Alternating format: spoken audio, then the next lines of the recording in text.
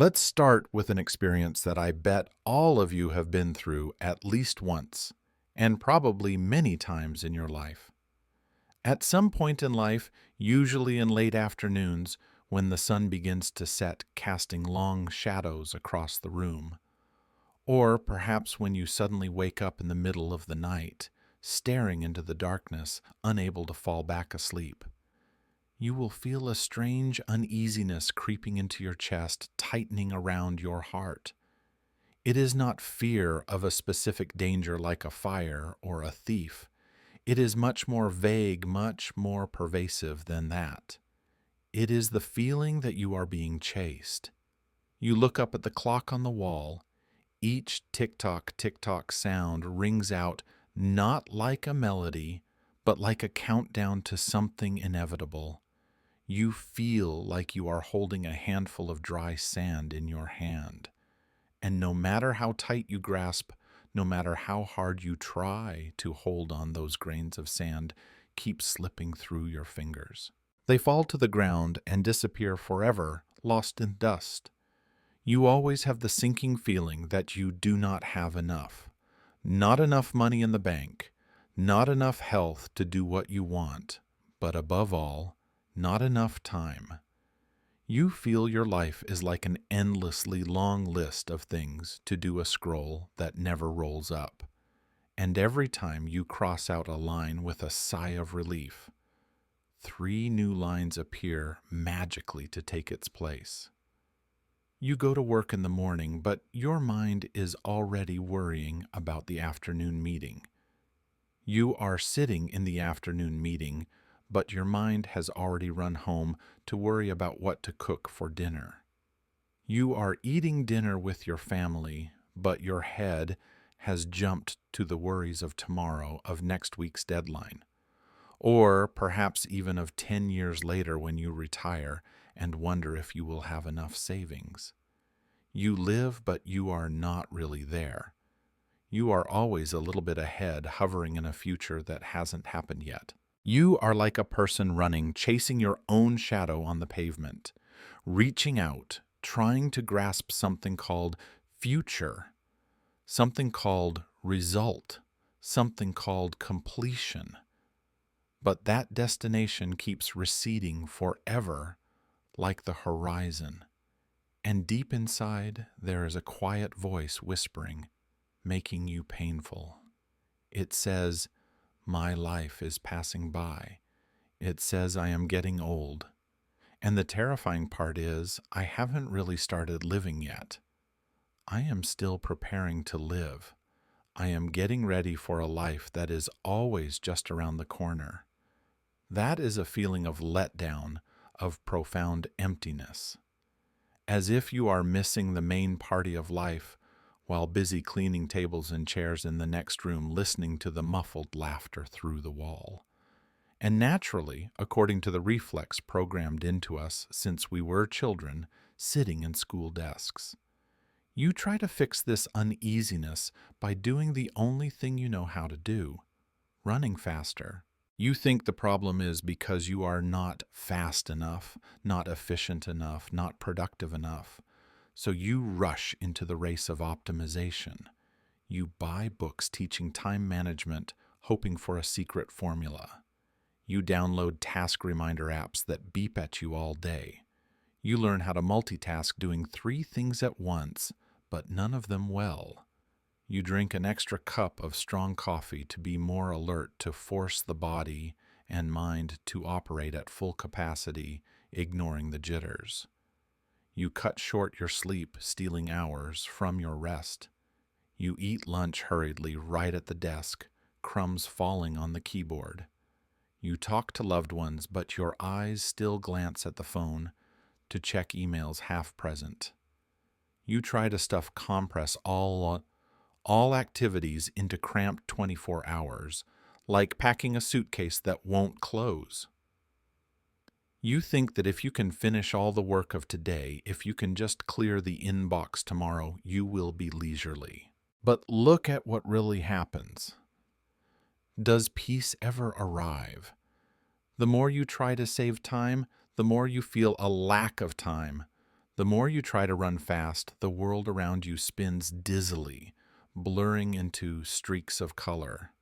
It is like you trying to flatten the water surface in a basin by using your hand to hit it. The harder you hit to make the water calm, the more the water splashes and agitates violently. You are creating the very chaos you are trying to escape. You try to kill time while waiting in line or in traffic scrolling mindlessly. But actually, time is gradually killing the aliveness in you.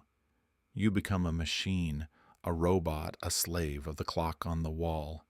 You turn your life into a marathon without a finish line, where the reward for completing work quickly is just receiving more work.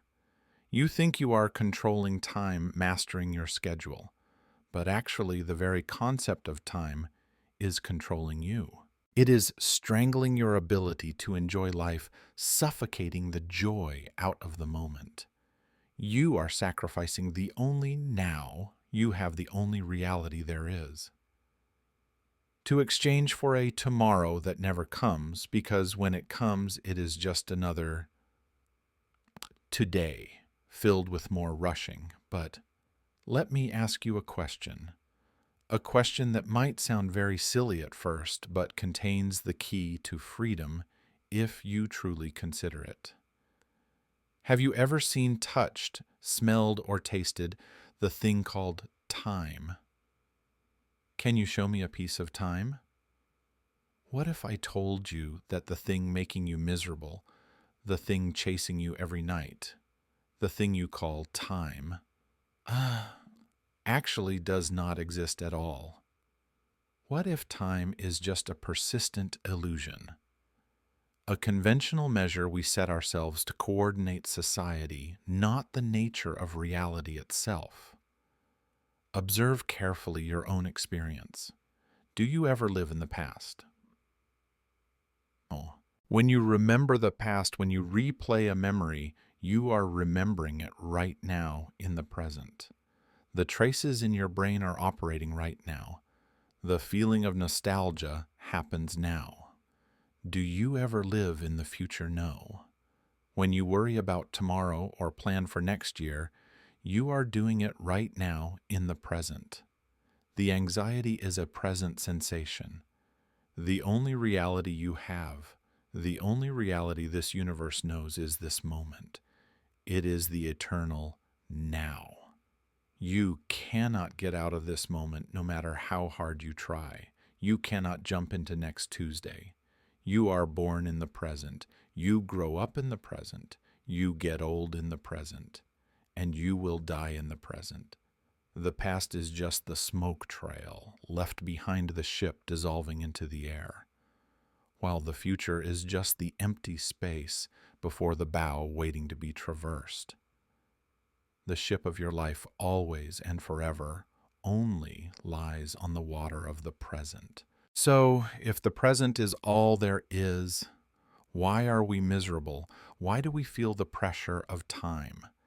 Because we have a wonderful but also dangerous ability that is memory and imagination. We use memory to build an illusory person in the past, a story of who we were. And we use imagination to project that person into the future, creating a story of who we will be. We live in the world of symbols, of numbers on the clock of calendar pages, instead of living in the real world of breath sensation and sound. We are like a hungry person sitting in a restaurant, but instead of eating the hot, delicious meal placed in front of us, we are sitting there nibbling the menu.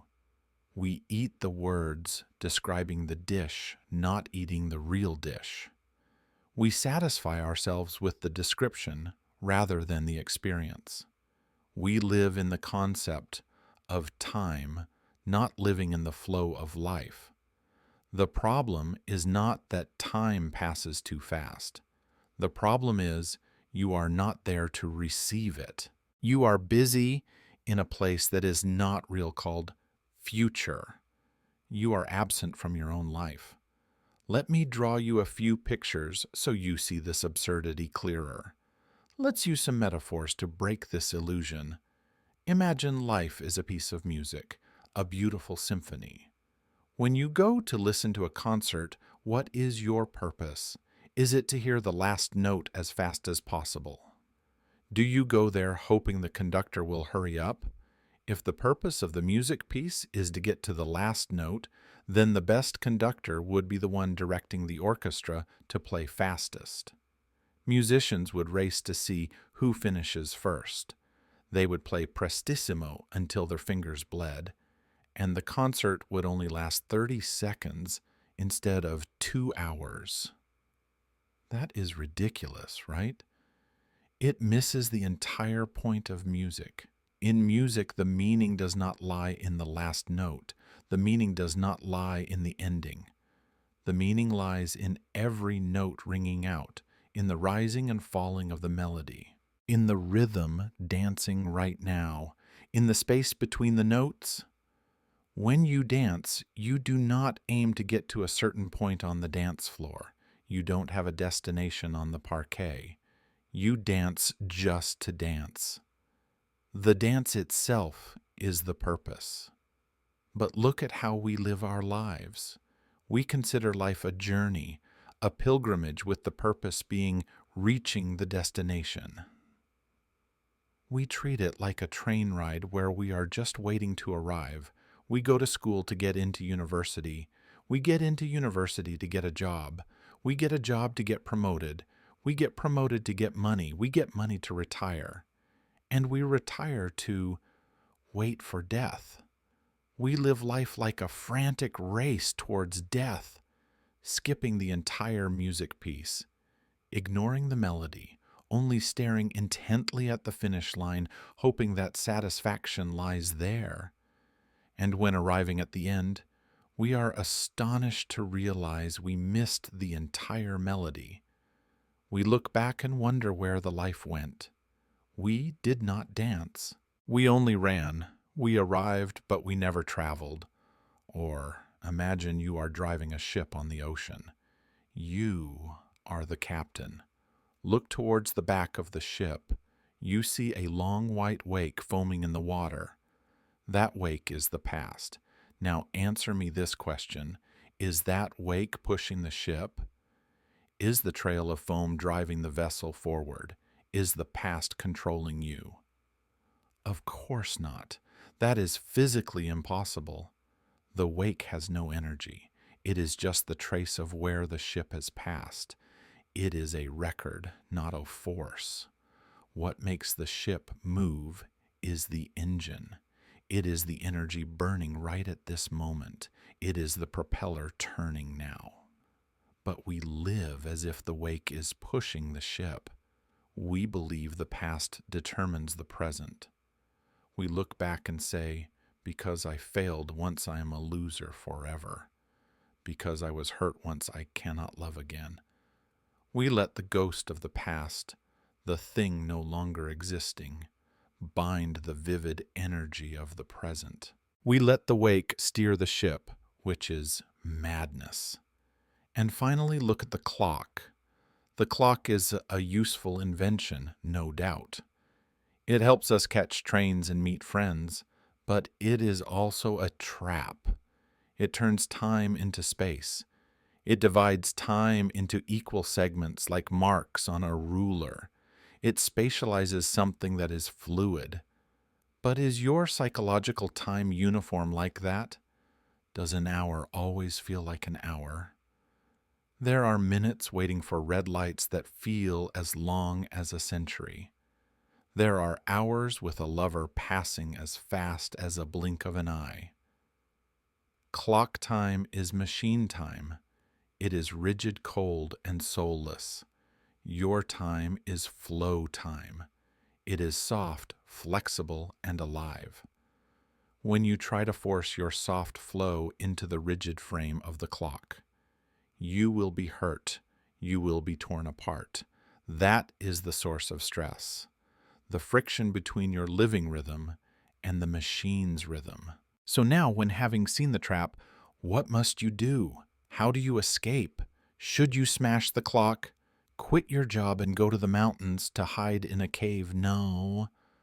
That is another extreme. That is running away, not freedom. That is just another form of reaction. The solution is not doing something differently. The solution is changing how you see and feel. It is an internal shift. You do not need to do anything special. You just need to stay completely with this moment. Try practicing this right now. Do not try to grasp the present. Do not clutch at it. Do not try to tell yourself, I must live for the present. Because when you try to live for the present, you are separating yourself from the present to observe it. You create again an ego trying to catch the moment. You create a split. Instead, relax. Relax into what is happening. When you wash dishes, do not think about finishing washing to go watch TV. Do not project yourself into the living room. Just wash dishes. Feel the cool water flowing over your hands. Smell the lemon scent of the soap. Feel the weight of the bowl in your palm. Hear the sound of soap bubbles breaking. Let washing dishes be the only reality in the universe at that moment. There is nothing else but this bowl and this water. Then washing dishes is no longer a drudgery to be finished quickly. It becomes a dance. It becomes a sensory experience. It becomes a meditation. When you drive to work, do not let the mind run to the office first. Do not start the meeting in your head before you arrive. Drive.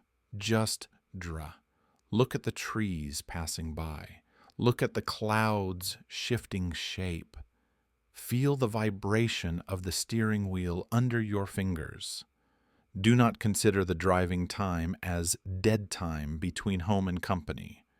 That is your life too. If you hate that time, you are cutting off a significant part of your life. You are throwing away precious moments. Do not distinguish between work and play. Do not distinguish between means and end. If you work just to make money, you are selling your life cheap.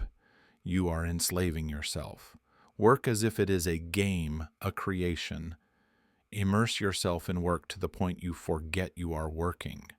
Lose yourself in the task, then time will disappear. The clock will vanish.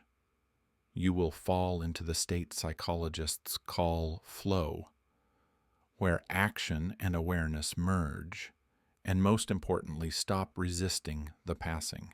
Stop fighting the impermanence. Accept that everything is fleeting. Everything born will be lost. Youth will pass into age. Money will come and go like tides. Emotions will rise and fall like waves.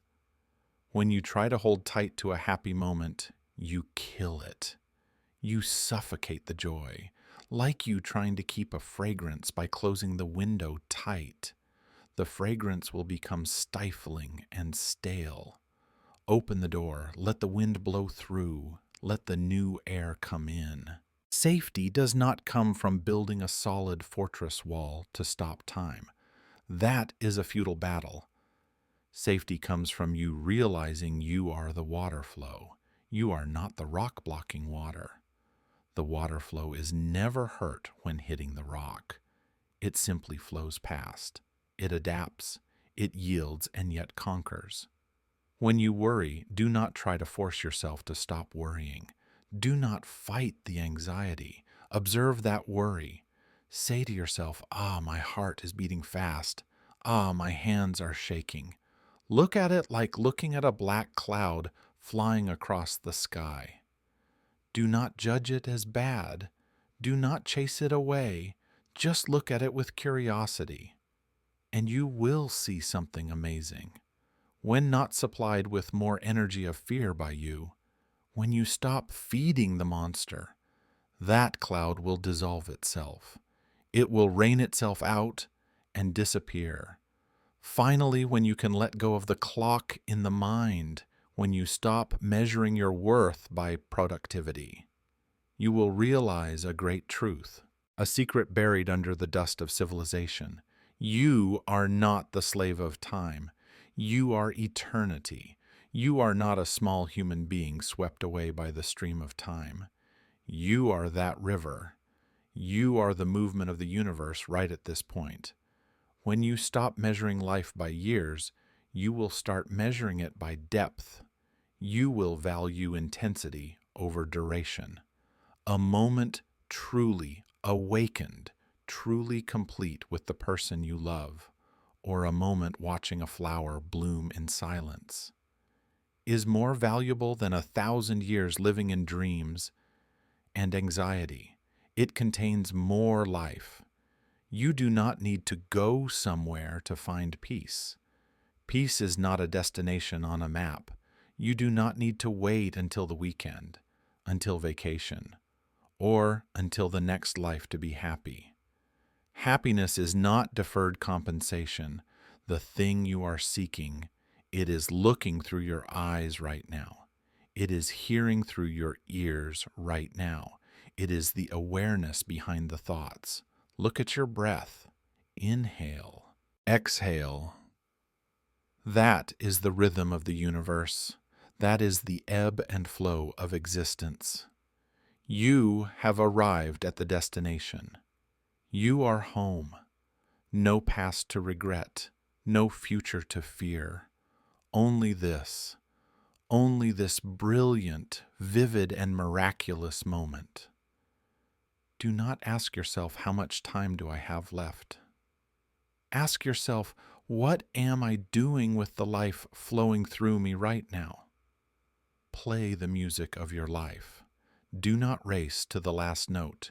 Dance, sing, enjoy every sound, because you are not the music listener sitting in the audience. You are the music itself, and music always happens in the present.